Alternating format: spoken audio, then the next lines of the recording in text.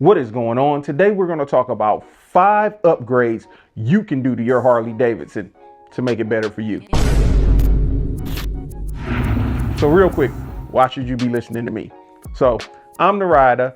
I've ridden countless amounts of Harley-Davidsons. Basically, my job is to ride Harley-Davidsons, review them, and tell people my thoughts on them. That's literally what I do on a daily basis. With that being said, I've ridden a ton of stock Harleys. I've ridden a bunch of Harleys with different customizations on them, and I own 2 Harleys myself. This is my 2007 Dyna sitting right here. I don't know if you can see it. And my Sportster is sitting over there off camera, just so you know why you're listening to me.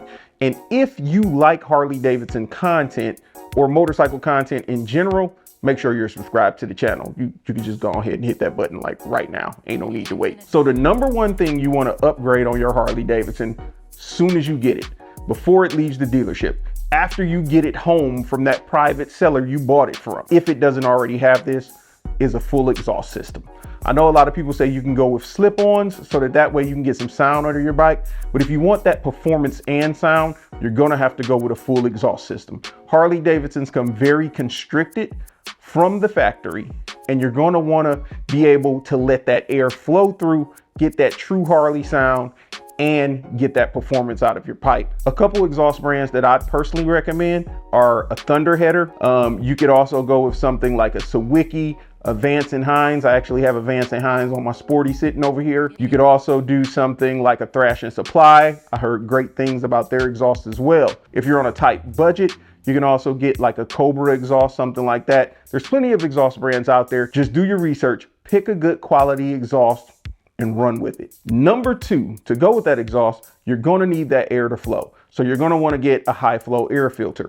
Unless your bike came with something, like for instance, if you have like a Lowrider S, a Lowrider ST, those come with a high flow air filter already, and you're perfectly good with running that. But if you don't have a high flow air filter, you're gonna wanna pick one up. Some great brands for that would be an Arlen Ness Big Sucker. A lot of people run the Big Sucker. Almost everyone runs the Big Sucker, but they also have the Monster Sucker. I have the Monster Sucker sitting on my Sporty over here, and I have an Arlen Ness Big Sucker on my 2007 Dyna right behind me. Harley-Davidson also makes some high flow air filters that you can go with, which are very similar to the Big Sucker. There's plenty of brands for air filter. Definitely get you a high flow air filter. Now that you've done your exhaust as well as your air filter, you're gonna need to tune the bike. With this being said, there's so many different tuners out there that you can utilize.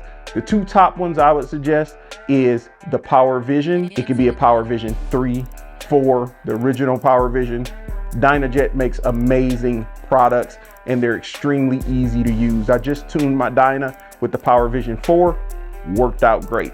On the Sportster over there, I have the Vance & Hines FP3, which is also an excellent tuner, and it has some great auto tune capabilities. So depending on how you're gonna tune your bike, you wanna do your research, will depend on which tuner you wanna go with. And actually talk to the person you're gonna have tune your bike. If you're going with a company like Fuel Moto, talk to them and get their suggestions on which tuner they suggest. One I don't suggest is the Screaming Eagle tuner, unless you are worried about losing your warranty. If your bike is still under warranty and you don't want to lose that warranty, you're gonna have to go with the Screaming Eagle tuner, and it'll do the job. But just from my experience seeing this tuner,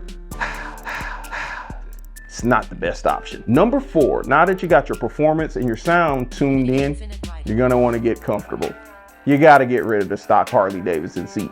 Unless you're on a CVO, the stock Harley seats are not where it's at. Trust me, you're not going to enjoy your ride on a stock seat. You'll want to upgrade your seat. Some great brands for that will be anything from a LaPera, which I have here on my Dyna, Saddlemen. I have a Saddlemen on the Sportster. Mustang seats are amazing. You can even go with a Harley-Davidson Sundowner seat if you plan on putting some serious miles on your bike. They're not the most stylish, but they are quite comfortable. Now that you got your performance, you've got your sound, you've got your seat, you're extremely comfortable, but you're still feeling those bumps, aren't you? I know you are. You're gonna wanna upgrade your suspension. Some excellent suspension options, because I've ridden on these, are JRI. JRI makes some amazing suspension. They basically based right here in North Carolina as well. They have a solid suspension, and I strongly suggest looking into them if you haven't. I don't have a JRI on either one of my bikes currently, but I've ridden some bikes that have a JRI suspension. And yeah, I'm planning on going with a JRI right here on the Dyna. Another suspension brand you can go with is Öhlins, Legends. Everyone knows those names. Those are excellent suspension options. And if you're on a tight budget, you can do something like a Progressive or a Burley brand. I have had Progressive on my V-Rod when I had it. I have a Burley brand stilettos over there on the Sportster. They do perfectly fine, especially if you're not one of those really aggressive riders. If you're just riding day to day, taking the lady out, you know, just cruising, you're perfectly fine with Progressive or the Burley brand shocks. They're way better than your stock Harley suspension. So there it is. 5 tips for getting a better ride out of your Harley-Davidson. But guess what? I'm gonna give you one more. If you're on a Harley that doesn't have a full fairing, you're not on a street glide, you're not on a road glide, you're not on a limited, you're not on one of the big touring bikes. Even if you're on a Road King. So if you're on a Road King, a Softail, a Dyna, anything that does not have a full fairing, pick you up a Memphis Shades. Trust me, you will love it. You will absolutely love your ride because you won't get all that wind hitting you in the chest constantly. And if you do want that wind to hit you in your chest, it's quick release. You hit these 2 little snaps, boop, pop it off, take it off, solid. I got a Memphis on the Dyna. I have a Memphis on the Sportster. That's actually my second Memphis that I've had on my Sportster.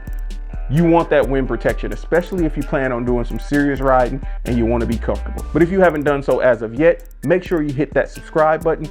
Comment down below if there's any upgrades you suggest doing to a Harley-Davidson for all the viewers.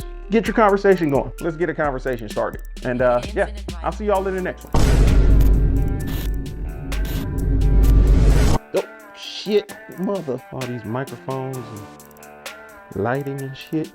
Where's my cell phone? There we go. All right, let's cut some lights off, shall we?